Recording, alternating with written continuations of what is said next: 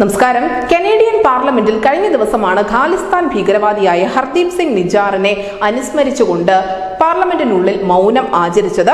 നിജാറിന്റെ 1ാം ചരമവാർഷിക ദിനത്തിലായിരുന്നു കാനഡയുടെ ഭാഗത്ത് നിന്നും ഈ നിർണായകമായ ഒരു നീക്കമുണ്ടായത്. പ്രകോപനമുണ്ടാക്കുന്ന നീക്കമാണ് കാനഡയുടെ ഭാഗത്ത് നിന്നും ഉണ്ടായത് എന്നുള്ള വിമർശനങ്ങൾ വളരെ ശക്തമായിരുന്നു. പ്രത്യേകിച്ചും കാനഡയിൽ തന്നെയുള്ള ഭരണകക്ഷി അംഗങ്ങൾ പോലും ഇതിനെ വിമർശിച്ചുകൊണ്ട് രംഗത്തെത്തുകയും ചെയ്തിരുന്നു. നമുക്കറിയാം, ഖാലിസ്ഥാൻ ടൈഗർ ഫോഴ്സിന്റെ തലവനായ ഹർദീപ് സിംഗ് നിജാറിന്റെ കൊലപാതകത്തിന് തൊട്ടു പിന്നാലെ കനേഡിയൻ പാർലമെന്റിൽ പ്രധാനമന്ത്രി ജസ്റ്റിൻ ട്രൂഡോ ഇന്ത്യക്കെതിരായ ആരോപണങ്ങളുമായി കളം നിറഞ്ഞിരുന്നു.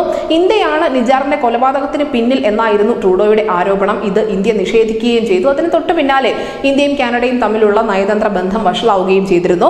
പ്രത്യക്ഷത്തിൽ കാനഡയ്ക്ക് ഏറെ പ്രിയപ്പെട്ടവനാണ് ഹർദീപ് സിംഗ് നിജാർ എന്ന് തോന്നുമെങ്കിൽ പോലും സത്യം അതല്ല എന്നുള്ള റിപ്പോർട്ടുകളാണ് ഇപ്പോൾ പുറത്തു വന്നിരിക്കുന്നത്. ഇത് സംബന്ധിച്ചുള്ള നിർണായക റിപ്പോർട്ട് പങ്കുവച്ചിരിക്കുന്നത് കനേഡിയൻ മാധ്യമമായ ദി ഗ്ലോബ് ആൻഡ് മെയിലാണ്. നിജാറിന് വേണ്ടി ഇന്ത്യയെ പിണക്കുന്നു, നിജാറിന് വേണ്ടി പാർലമെന്റിൽ അനുസ്മരണം സംഘടിപ്പിക്കുന്നു.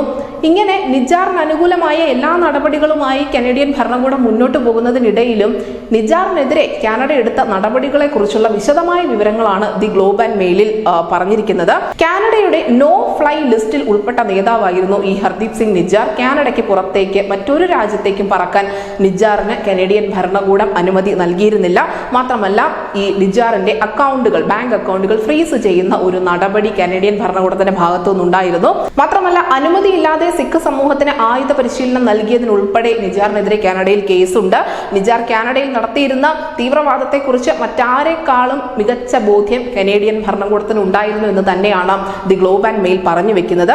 MP-മാർ വരെ ഇപ്പോൾ ഈ ജസ്റ്റിൻ ട്രൂഡോയെ ചോദ്യം ചെയ്തുകൊണ്ട് രംഗത്തെത്തുകയാണ്. കാരണം ഇത്ര കണ്ട ഒരു അനുസ്മരണമൊക്കെ സംഘടിപ്പിച്ചുകൊണ്ട് ലോകത്തിന്റെ മുഴുവൻ വിമർശനവും ഏറ്റുവാങ്ങി കാനഡ മുന്നോട്ട് പോകുന്നത് എന്തിനു വേണ്ടി എന്നുള്ള ചോദ്യമാണ് അവർ ഉയർത്തിയിരിക്കുന്നത്. പ്രത്യേകിച്ചും ചന്ദ്ര ആര്യ എന്നുള്ള ഒരു MP ഇതിനെക്കുറിച്ച് കൃത്യമായ വിമർശനം അദ്ദേഹത്തിന്റെ എക്സ് അക്കൗണ്ടിലൂടെ പങ്കുവച്ചിട്ടുണ്ട്. നമ്മൾ നേരത്തെ സൂചിപ്പിച്ചതുപോലെ ഹർദീപ് സിംഗ് നിജാർ കാനഡയ്ക്ക് ഏറെ പ്രിയപ്പെട്ടവനാണ് എന്നുള്ള തോന്നലുണ്ട് എങ്കിൽ പോലും കാനഡ കൃത്യമായ നിലപാടുകൾ അല്ലെങ്കിൽ നടപടികൾ നിജാറിനെതിരെ സ്വീകരിച്ചിരുന്നു. പക്ഷെ നിജാർ കൊല്ലപ്പെട്ട ഉടൻ തന്നെ കാനഡ ഇന്ത്യക്കെതിരായ പരാമർശവുമായി രംഗത്തെത്തുകയായിരുന്നു. ഇതൊക്കെ തീർച്ചയായും ഇപ്പോൾ സംശയങ്ങൾ ഉയർത്തുന്നുണ്ട്. പാർലമെന്റിൽ ജസ്റ്റിൻ ട്രൂഡോ ഇന്ത്യക്കെതിരെ ഒരു വിരൽ ചൂണ്ടിയപ്പോൾ അക്ഷരാർത്ഥത്തിൽ ബാക്കി 4 വിരലുകളും ഇപ്പോൾ ട്രൂഡോയ്ക്ക് നേരെ നിൽക്കുന്ന അവസ്ഥയാണുള്ളത്. കാരണം ഇതിനൊക്കെ ജസ്റ്റിൻ ട്രൂഡോ മറുപടി പറയേണ്ടി വരും.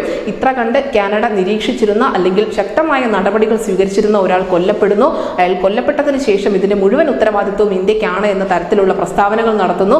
തൊട്ടു പിന്നാലെ അദ്ദേഹത്തിന്റെ 1ാം ചരമവാർഷികത്തിൽ അനുസ്മരണം ഉൾപ്പെടെ സംഘടിപ്പിക്കുന്നു. പക്ഷേ കാനഡ അദ്ദേഹത്തിനെതിരെ സ്വീകരിച്ച നിലപാടുകൾ അല്ലെങ്കിൽ നടപടികൾ പുറത്തു വരുമ്പോൾ എന്താണ് കാനഡ ലക്ഷ്യം വെച്ചത്, ഇന്ത്യയെ ഇതിലേക്ക് എന്തിന് കരുവാക്കി തുടങ്ങിയ ചോദ്യങ്ങളൊക്കെയും ഉയർന്നു വരുന്നുണ്ട്. എന്തായാലും ഈ ഗ്ലോബ് ആൻഡ് മെയിലിന്റെ റിപ്പോർട്ട് ഇപ്പോൾ ലോകവ്യാപകമായി തന്നെ ചർച്ച ചെയ്യപ്പെടുകയാണ്. വീണ്ടും ഹർദീപ് സിംഗ് നിജാർ വാർത്തകളിൽ ഇടം പിടിക്കുമ്പോൾ കനേഡിയൻ ഭരണകൂടത്തിനെതിരെയും പ്രധാനമന്ത്രി ജസ്റ്റിൻ ട്രൂഡോയ്ക്കെതിരെയുമാണ് വ്യാപകമായ വിമർശനങ്ങൾ ഉയരുന്നത്. News desk India Malayalam.